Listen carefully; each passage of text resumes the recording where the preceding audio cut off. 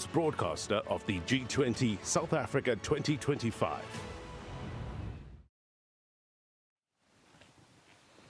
Right, welcome back. And of course, we continue our analysis and of course the discussions on what's to be expected this weekend at the G20 Leaders Summit. And we've been showing you those leaders as they've started arriving in the country yesterday. Some of them arrived this morning and it will continue throughout the day. And I would imagine there would be some arriving tomorrow morning. Perhaps, I'm not sure. Possibly. I know we've just got a comprehensive list that sort of is changing slightly. The times of the flights are changing and the schedules change. As you can imagine, I mean, this is a logistical nightmare trying to put everything together as it does. But I would imagine that overnight there should be some arrivals. Yes. But, you know, by tomorrow when they should be here, those leaders get in there, and I think we've been told that the leaders should be arriving at the venues somewhere from 7 o'clock onwards so they can all be locked in and those discussions can begin. But that's, of course, where we'll be broadcasting from tomorrow. So we're looking forward to bringing you all of that live right here on SABC News. Yeah. But just taking a look at that list, and I do see there are a few who are expected early tomorrow morning. Leaders of, among others, Finland, Japan, Spain, you know, some of the countries. So, but early morning, so they will be in time for the discussions. I suppose they've got luxurious beds and of course they've got no worries. I went and Googled yesterday because I wanted to see what planes look like inside. Yeah. I know. One of the perks, just one of those nice perks. I want to pick up. Thank you for staying with us. Thank you for being with us. Always a pleasure seeing you here in studio. When we talk, and I want to pick up a little bit on what Sherwin was saying. I mean, he came to us and was telling us a couple of little tidbits that he was getting off air, speaking to Vincent Magwenya, who's the spokesperson for the president, and, you know, talking to the fact that they're saying they are adamant that the president will not hand over that G20 presidency to the United States chargé d'affaires, Mark Dillard, that's his name, Dillard, who's expected to lead the country's delegation at the week's G20 Leaders Summit. What do you think of that? I mean, that our president putting his foot down and saying, nope, not handing it over to a chargé d'affaires. Yes, and the reality is that a chargé d'affaires effectively is a relatively junior official, right? Compared to the president. Yes, the US, their candidate for ambassador to South Africa hasn't been confirmed yet, and so that ambassadorial post is vacant currently. And so the chargé d'affaires, the person who is responsible for managing US relations, US-South Africa relations in the absence of an ambassador. And so, you know, it is an important diplomatic service role, but relative to the head of state is a very junior position. And I think that putting the foot down on the part of South Africa to say, well, we're not going to be treated as junior partners, we're not going to be treated as insignificant by the United States with us, you know, with you bringing forward this relatively junior person to be the one that collects the declaration from the president.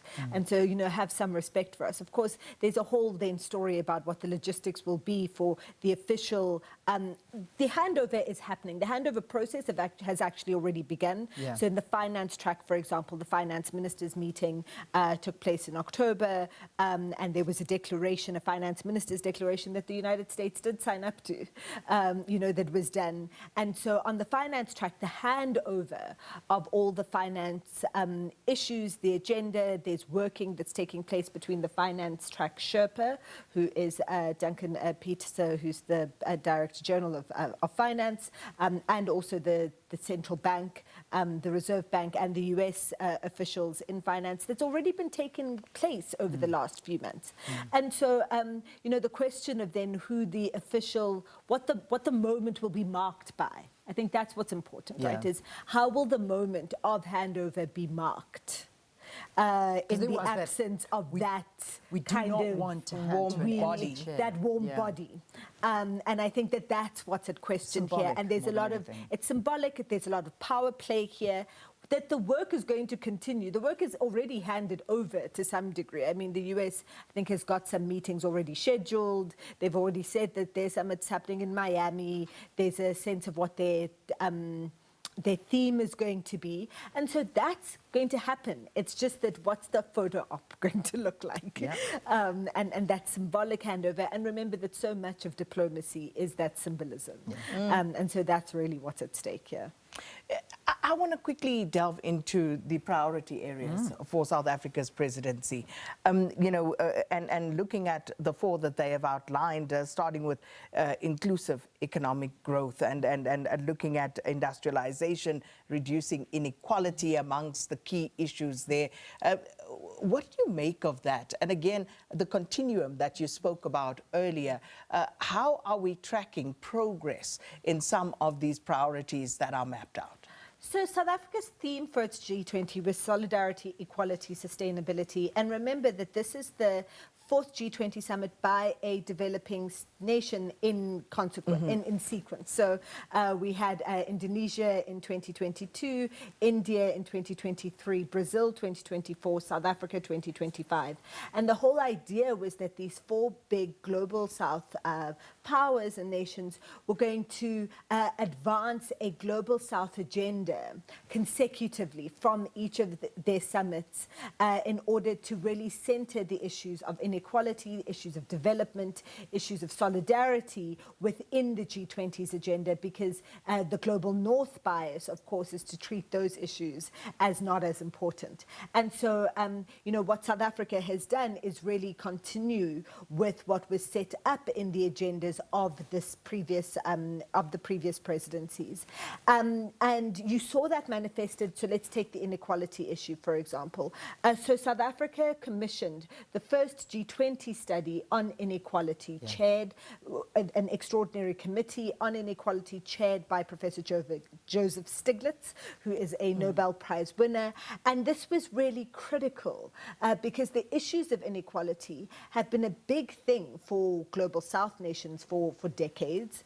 South Africa is the most unequal country in the world. We've got the highest Gini coefficient for income inequality in the world, but it is an issue that is increasingly plaguing the rest of the world. So the global North is now needing to face up to inequality because you've seen this rise of billionaires all over the world, a huge amount of income generated by the very wealthy and wealth generated that's gone to the 1% with the 99% both within countries but also between countries being excluded from the gains of the last 10, 20 years.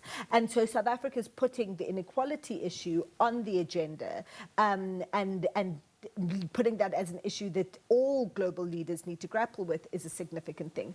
The second thing is that the issues of African debt. So we know that in 2020, Enoch Godongwana, our finance minister, was really instrumental in negotiating debt relief for African states while the global economy was shut down, because while the economy was shut down and there was no trade and other economic activity that was taking place, you still had predominantly African states facing a massive debt burden.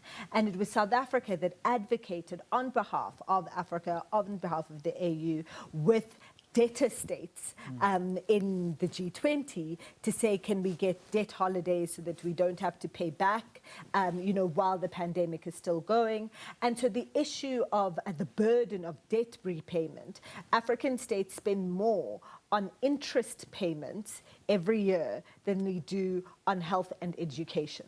And so putting that issue squarely on the agenda, and particularly the question of the cost of capital, that even though African states have relatively little debt relative to the rest of the world, we have lower debt to GDP ratios compared to most of the world and the biggest economies in the world, our cost of borrowing is far higher than that of the rest of the world. And so you'll have countries that have debt to GDP ratios of 200% or 300% who are paying far less in interest than a country that has a debt to GDP ratio of 90% or of 70%. And so this issue was put onto the agenda and was something that was dealt with, and it's been included in the declaration of finance ministers as an issue that needs to be continued and dealt with. And key to that is the role of ratings agencies, because they're the ones that really determine how much we have to pay in interest. And then, of course, there have been issues around technology sharing and AI, which was a big priority for the AU.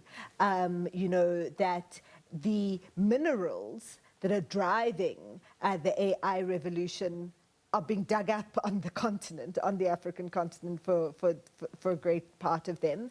You know, DRC, none of us would be, all these devices that we're holding, we wouldn't be able to have at the price that we have them without the minerals that come out of a country like the DRC's, and yet we're excluded from the advancements that are being made in AI and in other digital technology. And so there's been a lot that's been discussed and a lot of conclusions that have come out and proposals for taking forward out of the working groups on digital technology. So if we look at the declaration, because I think that's what's all important here, is that at the end of this leaders gathering, because we heard as well, one of the other things that Sherwin was saying is that obviously the declaration and all of these things are still under discussion. They haven't been finalized as yet. So you have raised some of the absolute key issues that are under discussion. That's what we as a country have put on the table.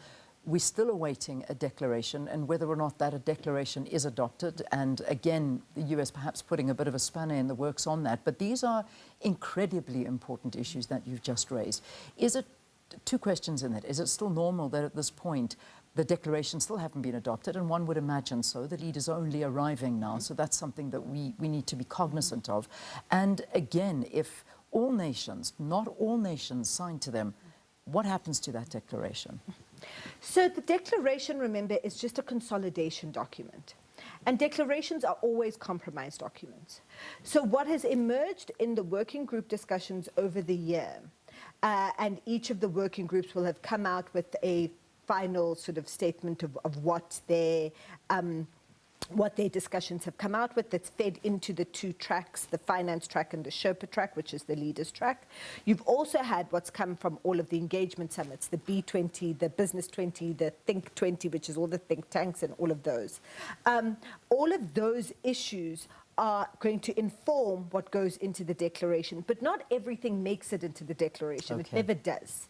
And what does make it into the declaration is always a compromise, and is often a compromise based on whatever is happening in the politics of the world at that time. So Indonesia, which had to deal with the Ukraine war, and Russia's invasion of Ukraine, had to deal with all sorts of compromises in its declaration as well. I think that so we must view the declaration always as a compromise document. Now the question is, what are the non-negotiables that need to make it into that declaration, and can the states reach consensus on non-negotiables that will make it in there? So what the issue at Hamburg in 2017 was that all of the states said that the Paris climate agreement and dealing with climate change is a non-negotiable for us 19. And the United States, well, the non-negotiable for us, we've already pulled out of the Paris Agreement, and so our non-negotiable is that it's not included. Yeah. And so the declaration said, okay, we agree on this and this and this and this, and then on the Paris Agreement, 19 of us agree, the US disagrees and has pulled out. And so that wording, that was included into the declaration. And so the question is how they're going to navigate the issues that they agree on or they disagree on, or what the non-negotiables are. This process of drafting, because that's what's been happening this week, is just drafting some kind of compromise statement that the leaders then are going to look at and thrash out and say, well, we agree or don't tomorrow. This process of drafting will take place until it is done. And so there will be poor officials writing and adding and rewriting the entire weekend. But this first draft declaration that needs to be on the table when the leaders meet tomorrow is the thing that's being panel beaten. And this entire process is a process of panel beating. Yeah. And that's just the reality of it. It's sausage making. It's not pretty, and it's smelly. And you know what? We'll talk about this more throughout the weekend because it's an important point. Yeah. Is it total consensus? Is it complete consensus? Is it sufficient consensus? Exactly. Is it a majority? What is it? Is it a what? Exactly. Oh, you've got to Stay educate tuned. us. Stay tuned to SABC News, the host broadcaster of the G20. And this is where you can hear more from Dr. Sithembile Mbete, the Executive Director of the Public Affairs Research Institute, talking to us about the G20 Summit, the developments, and also, of course, educating us along the way about what it is that we need to know and understand about this. And with that, that's us for today. It is, and I have to tell you a funny story. As I was walking into the building today, I had one of the security guards saying to me, listen, what is this G20 thing you people are all talking about? So the reality is that we're hoping we're educating you at the same time about what this G20 thing is all about. It's very important, but it's been wonderful being with you. As SK said, see you bright and early tomorrow morning. We've got to say goodbye. The agenda is up next. 5:30 tomorrow morning. Catch us live from Nazareth. We mean bright and early. Take care.